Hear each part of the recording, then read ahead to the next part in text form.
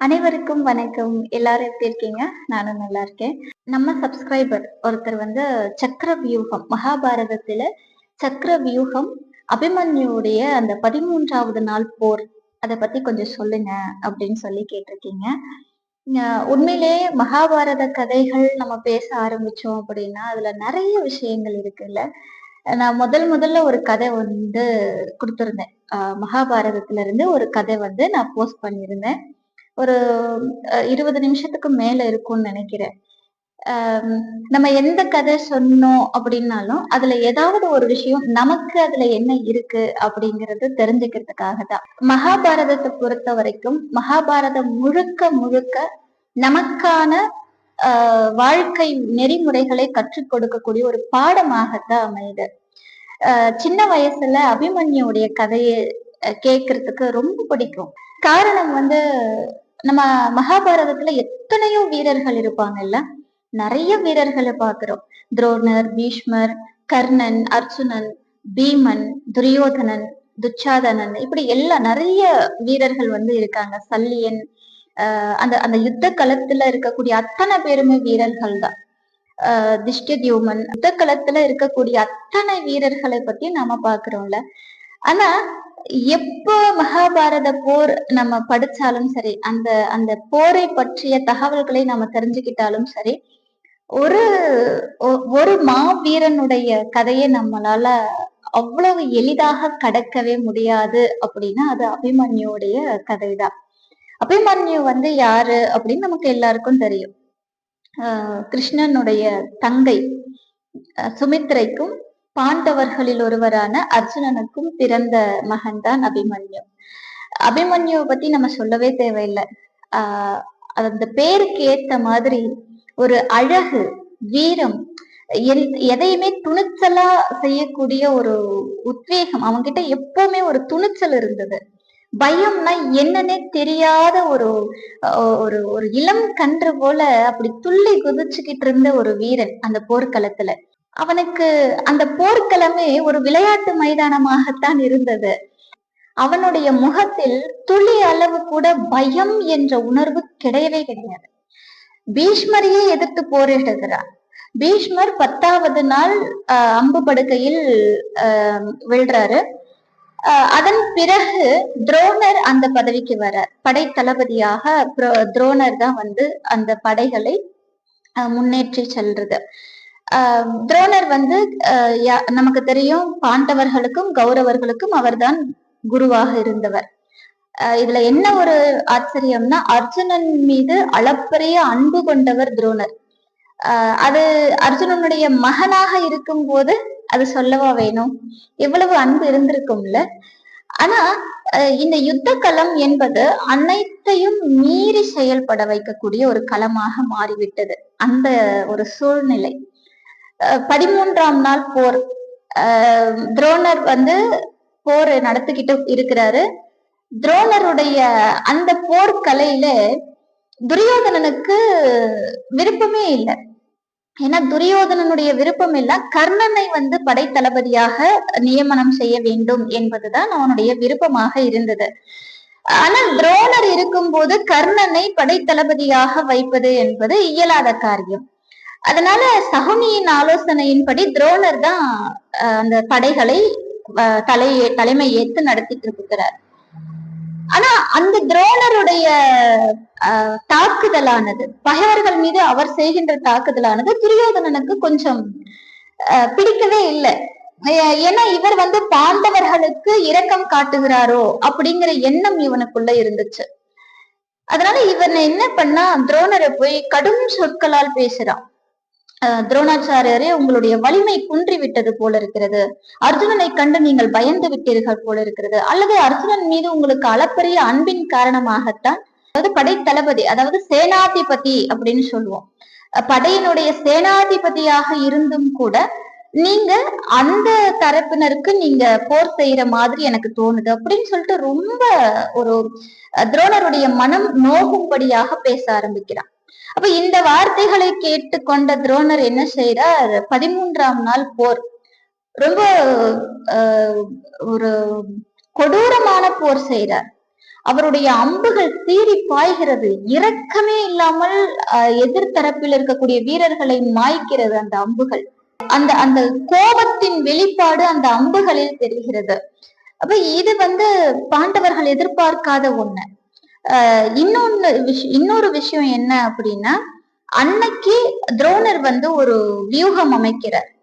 அந்த வியூகம் தான் சக்கர வியூகம். இந்த சக்கர வியூகம் என்பது பாரத போரிலே பெருமளவு பேசப்பட்ட வியூகம். இந்த சக்கர வியூகத்தை அமைப்பதில் துரோணர் ரொம்ப கை தேர்ந்தவர். இந்த சக்கர வியூகத்தை அமைப்பதற்கு பல்லாயிரக்கணக்கான கிட்டத்தட்ட லட்சக்கணக்கான வீரர்கள் வேணும் அப்படின்னு சொல்லப்படுது. ஏன்னா இந்த பத்ம வியூகம் அல்லது சக்கர வியூகம் என்கிற இந்த வியூகமானது ஒரு மரண கிணறு போல. இந்த வியூகத்தை அமைப்பதற்கு லட்சக்கணக்கான வீரர்கள் தேவைப்படுகிறார்கள். அது மட்டும் இல்ல, சக்கர வியூகத்தை உடைத்து மீண்டும் அந்த வியூகத்திலிருந்து வெளியேறும் திறமையை அர்ஜுனன் தான் பெற்றிருந்தார். அர்ஜுனனுக்கு மட்டும்தான் சக்கர வியூகத்தை உடைத்தும் அதிலிருந்து வெளியேறவும் தெரியும். பாரதத்துல பல இடங்கள்ல சக்கர வியூகம் பேசப்படுகிறது.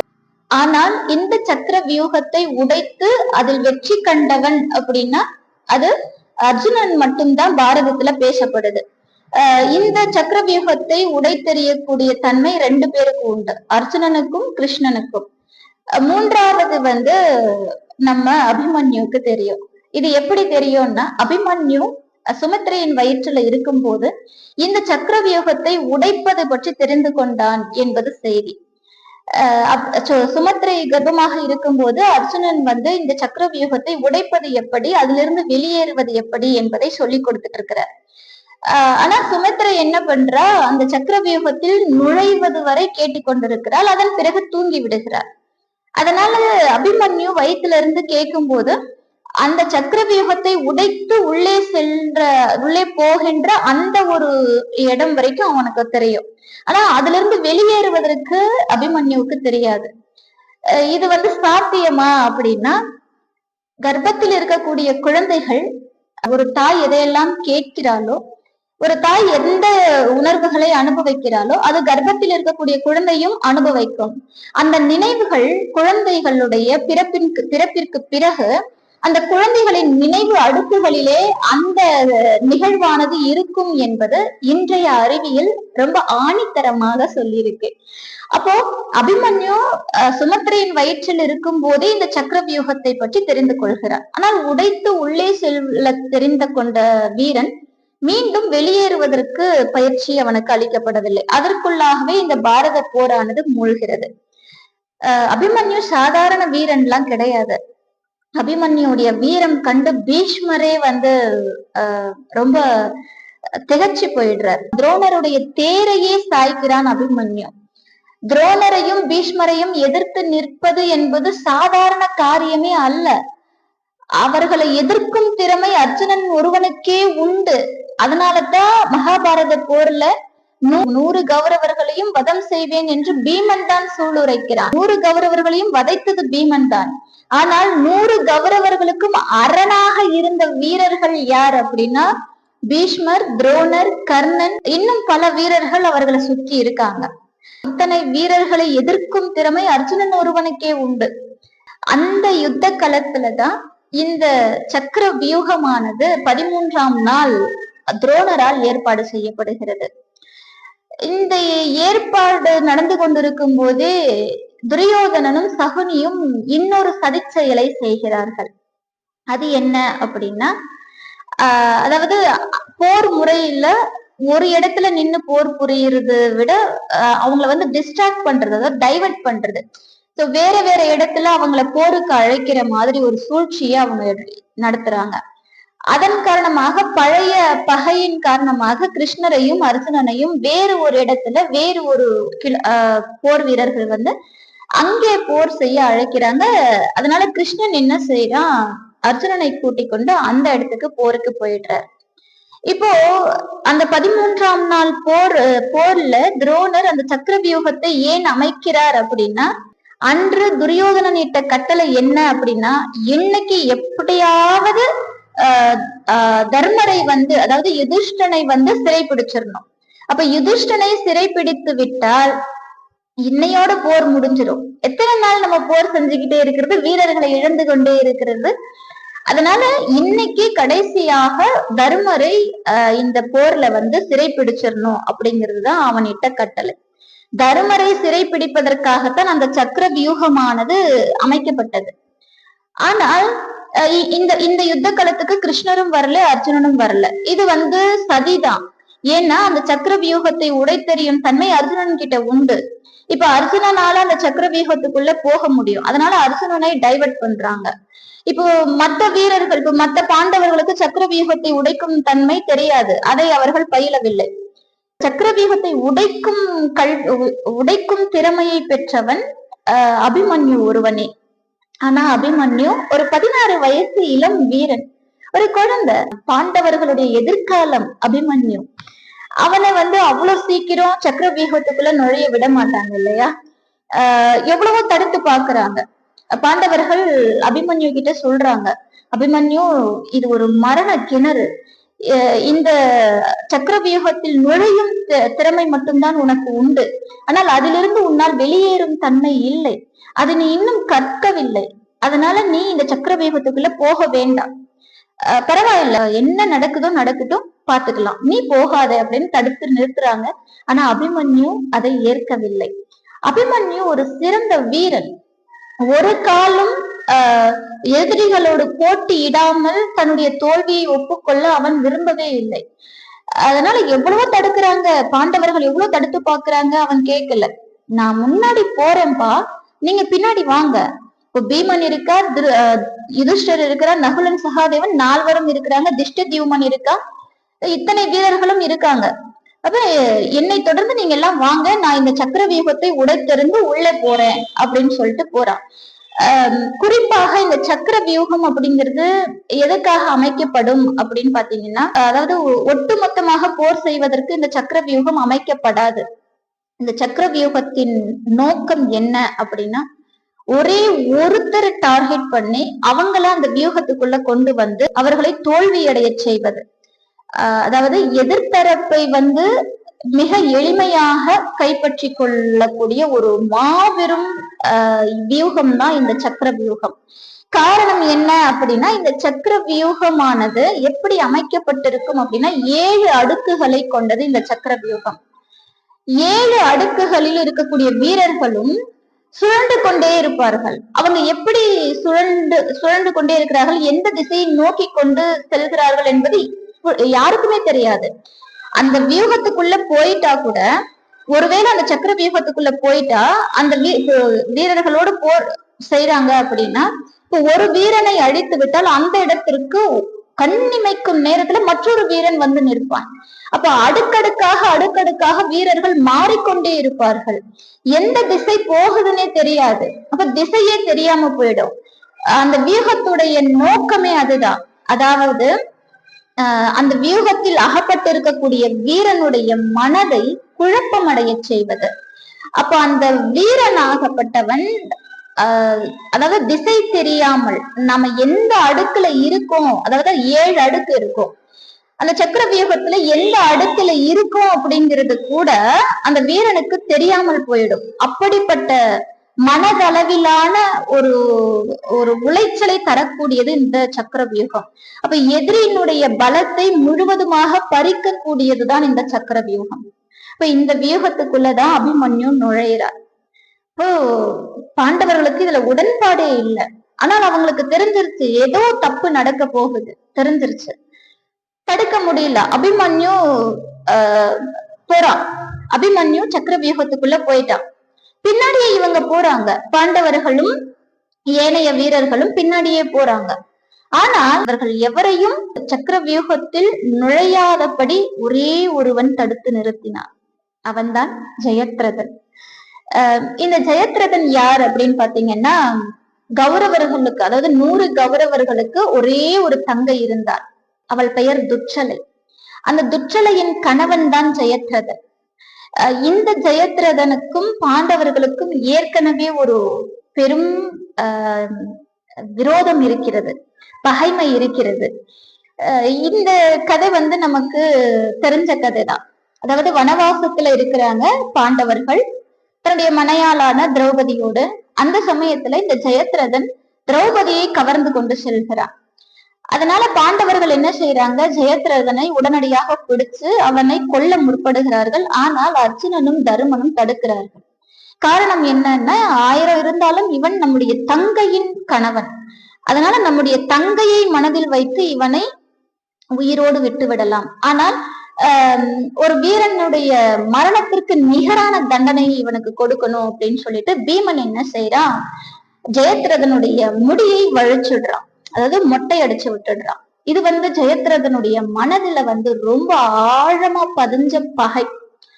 இந்த பகை ரொம்ப பெரிதளவுல அவனுக்கு உண்டாகுது. இதை எப்படியாவது தீர்க்கணும் அப்படின்னு அவன் ரொம்ப ஆக்ரோஷமா இருந்த காலகட்டத்துலதான் இந்த போர் எல்லாம் மூழுது. இந்த சமயத்தை அவன் மிக சரியாக பயன்படுத்தி கொண்டான். அது மட்டுமல்ல, ஜெயத்ரதனுக்கு அவனுடைய தந்தை ஒரு வரம் பெற்றிருந்தார். ஜெயத்ரதனுடைய தந்தை அவன் மேல ரொம்ப பாசம் கொண்டவன். தன்னுடைய பிள்ளை மேல யாருக்குதான் பாசம் இருக்காது, எல்லாருக்கும் பாசம் இருக்கத்தான் செய்யும். ஆனா ஜெயத்ரதனுடைய தந்தை அவன் மீது எந்த அளவுக்கு பாசம் வைத்திருந்தாள் என்றால், ஜெயத்ரதனை மரணம் என்பது நெருங்கவே கூடாது என்று ஒரு எண்ணம் கொண்டிருந்தார். அதனால அந்த அந்த எண்ணத்தை நிறைவேற்றும் விதமாக கடும் தவம் செய்து ஒரு வரம் வாங்கினார். என்னன்னா, ஜெயத்ரதனுடைய தலையை யார் மூலமாக கீழே விழுகிறதோ, ஜெயத்ரதனுடைய தலையானது யார் மூலமாக மண்ணில் விழுகிறதோ அவரும் வெடித்து சிதற வேண்டும், அதாவது சாம்பலாகி விடுவார் என்பது அவர் வாங்கிய வரம். அப்ப இப்படிப்பட்ட வரம் பெற்ற ஒருவனை எந்த வீரனாவது நெருங்குவானா?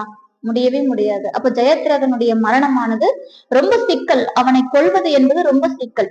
அதே சமயம் அர்ஜுனன் ஒருவனை தவிர ஜெயத்ரதனை கொல்லும் சக்தி யாருக்கும் இல்லை என்பதையும் கௌரவர்கள் அறிந்து வைத்திருந்தார்கள். அதனாலதான் இந்த சூழ்ச்சி செய்து அர்ஜுனனை அங்கிருந்து டைவர்ட் பண்றாங்க. அபிமன்யு சக்கர வியூகத்துக்குள்ள போயிட்டான். பின்னாடி இவங்களால தொடர முடியல. எல்லாரையும் ஜெயத்ரதன் தடுத்து நிறுத்துறான். ஜெயத்ரதன் இதையெல்லாம் தாண்டி ஒரு மாபெரும் வீரன்.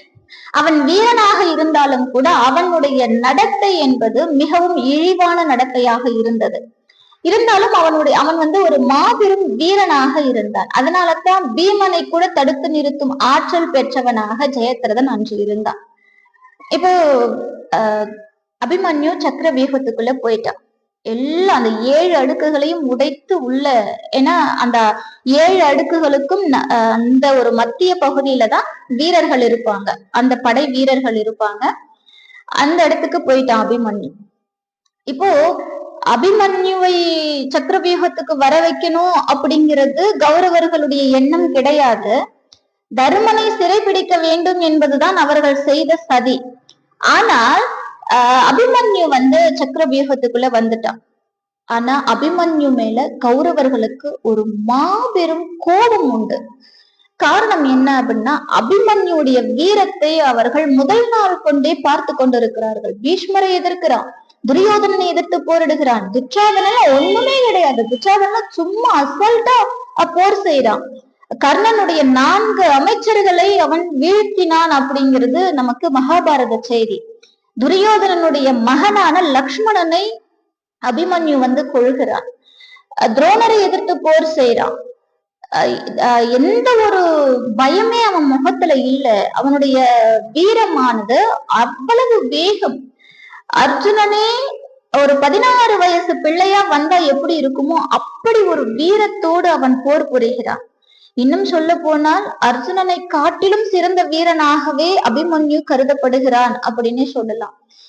என்னன்னா, அந்த சக்கர வியூகத்துக்குள்ள போயிட்டான். அங்கேதான் மாபெரும் வீரர்கள் அங்கே நின்று கொண்டிருக்கிறார்கள். கர்ணன் இருக்கிறான், துரோணர் இருக்கிறார், சல்யன் இருக்கிறான், துரியோதனன், துச்சாதனன், அஸ்வத்தாமன், இப்படி எல்லாருமே அங்கதான் இருக்காங்க. சகுனி உள்பட அங்கதான் இருக்காங்க. அந்த நேரத்துல துரியோதனன் ஒரு முடிவு செஞ்சுட்டான். என்னன்னா, பாண்டவர்களுடைய எதிர்காலம் அபிமன்யு, பாண்டவர்களுடைய பெருமை அபிமன்யு, பாண்டவர்களுடைய ஒரு பராக்கிரமம் அபிமன்யு. அபிமன்யுவை வதைப்பது என்பது அவர்கள் எடுத்த முடிவாகிவிட்டது. ஆனால் அது அவ்வளவு எளிதாக நடக்கவில்லை என்பதுதான் கௌரவர்களுடைய கோபம். என்னன்னா, அவ்வளவு எளிதாக அபிமன்யுவை கொல்ல முடியவில்லை. ரொம்ப அவனுடைய வீரமானது ஒவ்வொரு வினாடியும் பெருகிக் கொண்டே இருக்கிறது. அன்று முதல் அப்படி ஒரு அபிமன்யுவை எவரும் கண்டதில்லை. அப்படி ஒரு பராக்கிரமம் அவனிடத்தில் இருந்து வெளிப்படுகிறது. எல்லாரையும் ஒரு கை பார்க்கிறான். அங்கே 6 மாவீரர்கள் இருக்கிறாங்க. எல்லாரோடையும் போர் செய்யறான் ஒரே நேரத்துல. யாரையும் அவனை ஜெயிக்கவே முடியல. அவனோட போர் செய்யவே முடியல. துரோணருடைய ஒவ்வொரு அம்புக்கும் பதில் அளிக்கிறான். துரோணருடைய அந்த தேரை உடைத்து எறிகிறான். கர்ணனோடு போர் செய்கிறான். கர்ணனோடு எதிர்த்து போர் செய்யும் தகுதி பெற்றவன் அர்ஜுனன் ஒருவனே என்று மகாபாரதம் சொல்லுது. ஆனால் அப்படிப்பட்ட கர்ணனே எதிரில் நிற்பது அர்ஜுனன் தானோ என்று வியந்து பார்க்கும் அளவிற்கு அன்று அபிமன்யுடைய வீரம் வெளிப்பட்டது. ஆனால் அபிமன்யுடைய வயது வெறும் 16 தான். ஒரு இளம் பாலகர். அந்த அளவுக்கு போர் செய்யறான். துச்சாதனன் எல்லாம் ஒண்ணுமே கிடையாது. துச்சாதனன் எல்லாம் சும்மா அசால்ட்டா சண்டை செய்யறான். துரியோதனனோடு எதிர்த்து போரிடுறான். துரியோதனுடைய மார்பில் அம்பை பாய்ச்சுகிறான். இப்படி எண்ணற்ற வீர செயல்கள் அவன் செஞ்சுக்கிட்டே இருக்கான். அவனுடைய அந்த வேகத்தையும் அவனுடைய வீரத்தையும் அந்த முகத்தில் இருக்கக்கூடிய புன் சிரிப்பையும் கண்ட கௌரவர்களுக்கு இது கொஞ்ச நேரம் விட்டா இவன் கௌரவ படையவே அழிச்சிருவான் போல இருக்கு, இவனை எப்படியாவது கொல்ல வேண்டும், கர்ணா அம்பை எடுத்து போர் செய் அப்படின்னு சொல்லி எல்லாருக்கும் அங்க ஆர்டர் கொடுக்குறான். அப்போ இவனை எதிரில் நின்று போர் செய்ய முடியவில்லை. அதனால அந்த 6 பேரும் ஒருங்கே இணைந்து அந்த வீரனோடு போர் செய்யறாங்க. நீங்க நல்லா பாருங்க, 6 மாவீரர்கள், ஒரு சின்ன பிள்ளை, ஒரு 16 வயசு இளம் பாலகன், ஒரு பாலகனோடு 6 மாவீரர்கள் போர் செய்யறாங்க அப்படின்னா அப்ப அபிமன்யுடைய வீரம் எத்தகையதுன்னு பாருங்க. அதுக்கெல்லாம் அபிமன்யு சளைக்கவே இல்லை. அதெல்லாம் ஒரு விஷயமாவே தெரியல. அபிமன்யுடைய அந்த முகத்துல இருந்த சிரிப்பை பார்க்க பார்க்க கௌரவர்களுக்கு பயமே வந்து விட்டது. இவன் இந்த இடத்த போர்க்களம்னு நினைச்சானா இல்ல விளையாட்டு மைதானம்னு நினைச்சானானே அவங்களுக்கு தெரியல. அந்த அளவுக்கு அவனுடைய வீரமானது வெளிப்பட்டு கொண்டே இருக்கிறது. அவர்கள் எதிர்பாராத இடத்தில் நின்று அவன் போர் செய்கிறான். இப்ப 6 பேரும் ஒருங்கே அந்த அபிமன்யுவை தாக்குகிறார்கள். அபிமன்யுடைய ஆயுதங்கள் எல்லாம் பறிக்கிறாங்க. அதாவது கொஞ்சமும் அறம் இல்லாத ஒரு வீரத்தை அங்கே வெளிப்படுத்துகிறார்கள். இதே விஷயத்த நாம கந்த புராணத்திலையும் பார்க்கிறோம், ராமாயணத்திலையும் பார்க்கிறோம். ராமாயணத்துல கூட ராவணன் தன்னுடைய ஆயுதங்களை எல்லாம் இழந்து விட்டான் என்ற செய்தி அறிந்தவுடன் ராமர் சொல்றார், இன்று போய் நாளை வா அப்படின்னு சொல்லி அனுப்பிடுறார். அதே போல கந்த புராணத்துல கூட முருகப்பெருமான் சூரபதுமனுக்கு ஒரு வாய்ப்பு கொடுக்கிறார், நீ இன்று போய் நாளை வா அப்படின்னு சொல்லிட்டு. ஏன்னா ஆயுதம் இல்லாத ஒரு வீரனோடு போர் செய்வது என்பது யுத்தத்திற்கு எதிரான ஒரு செயல், ஒரு அதர்ம செயல். ஆனால் அந்த அதர்மத்தை துணிந்து செய்தார்கள் அங்கிருந்த 6 மாவீரர்கள். இதுல என்ன ஆச்சரியம் அப்படின்னா, அங்கு இருக்கக்கூடிய தர்மவான்களும் இந்த விஷயத்த செஞ்சாங்க அப்படிங்கிறதுதான் யோசிக்கவே முடியாத ஒரு செய்தி. துரோணர் இதை செய்தார், கர்ணன் இதை செய்தான் என்பதுதான் கொஞ்சமும் நம்மால ஏத்துக்க முடியாத செய்தியாக இருந்தது. இப்ப 6 மாவீரர்கள் சேர்ந்து அபிமன்யுவை தாக்குகிறார்கள். அவன் அதுக்கெல்லாம் ஒன்னும் பயப்படுற ஆளே இல்லை. கீழே விழுந்த நிலையில் கூட அம்பு விட்டுக்கிட்டே இருக்கான். பக்கத்துல ஒரு வீரன் இறந்து கிடக்கிறான். அவன்கிட்ட இருக்கக்கூடிய அம்புகளை பிடுங்கி இவன் அம்பு எய்துறான். ஒரு கட்டத்துக்கு மேல அவனிடத்தில் எந்த ஆயுதமும் இல்லை. அப்படி இருந்தும் கூட அங்கே உடைந்து கிடந்த தேர் சக்கரத்தை ஏந்தி நிற்கிறான் அந்த மாவீரன். அந்த இடத்துல அபிமன்யுவினுடைய கையில் இருந்த சக்கரமானது கிருஷ்ணனுடைய சக்கரமாகவே காட்சியளிக்கும். அப்படி ஒரு வீரனாக எழுந்து நிற்கிறான். அவன் உடல் முழுக்க ரத்தம் பீரிட்டு கொண்டிருக்கிறது. கிட்டத்தட்ட மரணத்தை நெருங்கி கொண்டிருக்கிறான். ஆனால் அவன் முகத்தில் சிரிப்பு மறையவில்லை. ரொம்ப யதார்த்தமா போர் செஞ்சுக்கிட்டே இருக்கான். அந்த சக்கராயுதத்தை கொண்டு எழுந்து நிற்கிறான். அவனுடைய தோற்றத்தை கண்டு கௌரவர்கள் அஞ்சினார்கள் என்பதுதான் உண்மை. கர்ணனும் துரோணனும் கூட அந்த தோற்றத்தை கண்டு அஞ்சி இருக்க வேண்டும். ஏன்னா நீங்க யோசிச்சு போறீங்க, ஒரு எந்த மாவீரனாக இருந்தாலும் அந்த நேரத்தில் அவனால் அப்படி ஆயுதத்தை ஏந்தி சிரித்து விட முடியுமா? அவன் மரணத்தை கண்டு ஒரு துளி கூட அவன் அவன் பயப்படவே இல்லை. அந்த சக்கரத்தை ஏந்தி அந்த சக்கரத்தாலேயே அந்த 6 வீரர்களையும் தாக்குகிறான். இறுதியில் இவனை நேருக்கு நேரா நின்னு போர் செய்ய முடியாத அந்த 6 வீரர்கள் அபிமன்யுவை தாக்கி அவனுடைய உயிரை பறிக்கிறார்கள். இப்படி சக்கர வியூகத்துல மாட்டிக்கொண்ட அபிமன்யு அன்று அறத்திற்கு புறம்பாக யுத்த களத்தில் மாய்க்கப்பட்டான். இது ஒரு ஒரு ஒரு இந்த செய்தியை முடிக்கும் போதே, இந்த கதையை முடிக்கும் போதே எனக்கு நல்லா ஞாபகம் இருக்கு. சின்ன வயசுல இந்த கதையை கேட்டுட்டே இருக்கும் போதே அழ ஆரம்பிச்சிருவோம். அபிமன்யுடைய இந்த இறப்பு செய்தி வந்த உடனே அழ ஆரம்பிச்சிருவோம். இப்படி ஒரு நம் உள்ளங்களை எல்லாம் கவர்ந்த ஒரு மாவீரன் அப்படின்னா அது அபிமன்யு தான். இதோட நின்று போல் அபிமன்யுடைய மரணத்திற்கு அர்ஜுனன் எவ்வாறு பழி வாங்குகிறான் என்ற செய்தியை அடுத்த பதிவில் தருகிறேன்.